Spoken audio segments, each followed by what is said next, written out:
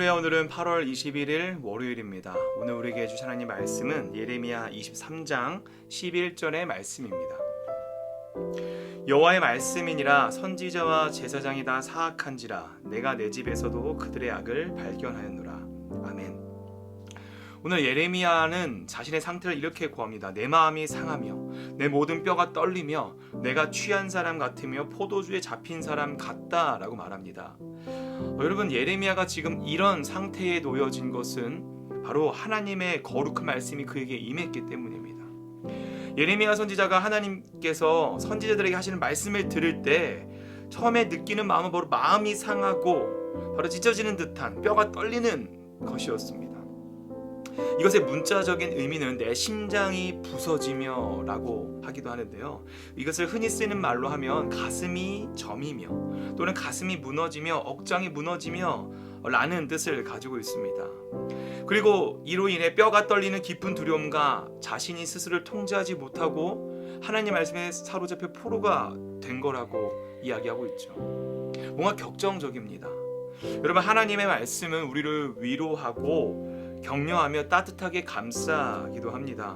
하지만 때론 하나님의 말씀은 우리의 죄성을 적나라하게 꼬집기도 하며 우리의 추악함을 건들기도 합니다.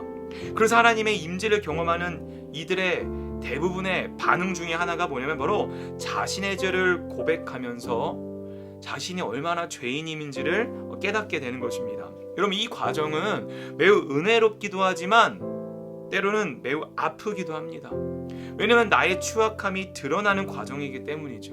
그러나 그 말씀 또한 들을 귀가 있는 자들은 듣고 반응하지만 듣고자 하지 않는 이들은 하나님의 말씀이 그들에게 들리지 않고 닿지 않기도 합니다. 요한계시록 3장 20절은 이렇게 말하죠. 내가 문 밖에 서서 두드리노니 누구든지 문을 열면 내가 그에게로 들어가 그와 더불어 먹고 마시리라. 여러분, 이 말씀에서 말씀하신 것처럼 예수님은 우리들의 마음의 문을 두드리시는데 우리가 그 문을 열 때 주님은 들어오시고 우리 안에 거하시고 우리와 함께 교제하시겠다고 말씀하십니다. 이것은 주님께서 우리의 마음의 문에 우리의 삶 가운데 들어오실 능력이 없거나 힘이 없으셔서가 아니라 우리 주님은 인격적이시기 때문에, 그래서 우리가 마음의 문을 열고 주님을 초청하지 않으면 함부로 헤집고 들어오시지 않으시는 분입니다. 오늘 우리가 그 두드리심과 하나님 말씀이 똑같이 주어졌으나 듣지 않는 이들을 이 본문에서 볼 수 있는데 그들은 바로 9절 이하에 있는 거짓 선지자들입니다. 이 거짓 선지자들을 고발하면서 경고하는데 당시 유다는 매우 타락한 상태였죠. 여호와의 말씀은 조롱거리로 전락해버렸고 선지자 예레미야는 그걸로 인해 괴로워했습니다. 당시 지도자들의 모습을 11절에서 증거하고 있는데요, 이렇습니다. 여호와의 말씀이니라 선지자와 제사장이 다 사악한지라. 여기서 사악하다고 하는 뜻은 직역하면 하나님을 멀리하다, 하나님을 낯설게 여기다, 하나님 없이 지내다 라는 뜻을 가지고 있습니다. 여러분, 이 당시에 일반 백성도 아니고 선지자, 제사장, 이런 하나님과 가장 가까이 교제하고 하나님의 말씀을 듣고 순종하고 그 말씀을 전해야 되는 이들이 사악하고 타락했고 하나님과 낯설며 하나님을 멀리하고 있었다는 겁니다. 가장 가까이 했어야 될 그들이 말입니다. 여러분, 어쩌면 이 당시에 말씀이 희귀한 이유는 제사장과 선지자가 없어서가 아니라 하나님의 말씀이 계속 있었지만 그것을 듣고자 하는 이들이 없었기 때문이겠죠. 여러분, 대한민국에는 현재 2023년 기준으로 15%의 그리스도인이 있다고 합니다. 네, 많은 이들은 원래는 훨씬 많았는데 원래는 20몇 %나 되는 기독교인이 있었는데 이제 15%밖에 안 남았다라면서 그것을 위기라고 말하지만 여러분, 다시 한번 생각해보면 어쩌면 대한민국에는 여전히 15%나 되는 기독교인이 있습니다. 대한민국의 초창기 한국 교회는 기독교인이 2%가 채 되지 않았다고 합니다.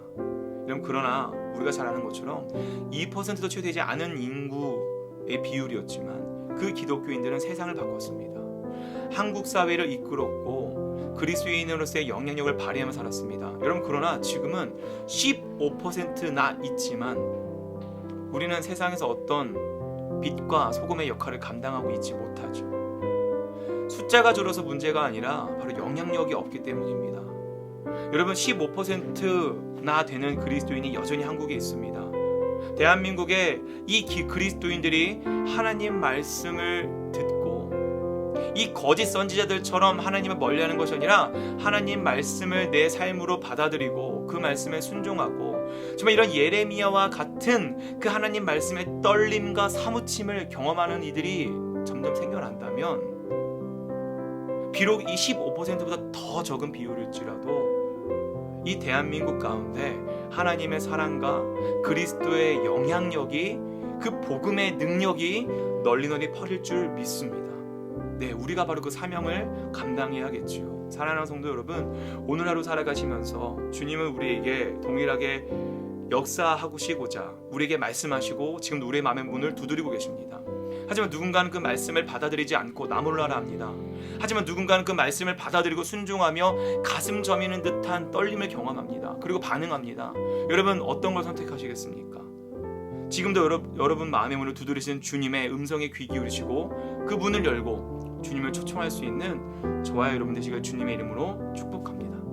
기도하겠습니다. 하늘에 계신 우리 아버지여, 이름이 거룩히 여김을 받으시오며 나라가 임하시오며 뜻이 하늘에서 이루어진 것 같이 땅에서도 이루어지이다.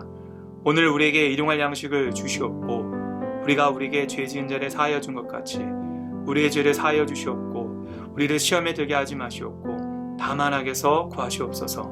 나라와 권세와 영광이 아버지께 영원히 있사옵나이다. 아멘.